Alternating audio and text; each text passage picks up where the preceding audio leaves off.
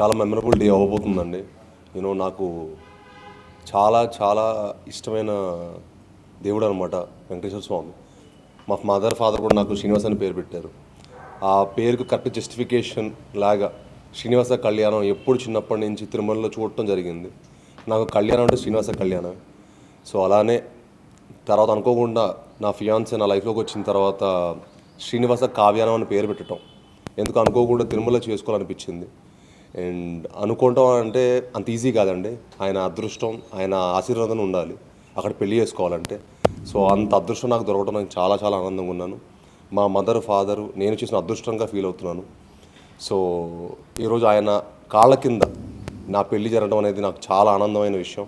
And really looking forward ఎప్పుడెప్పుడు వెళ్ళి ఆయన కాళ్ళ కింద స్వామివారి కాళ్ళ కింద పెళ్లి చేసుకోవాలని వెయిటింగ్ అనమాట.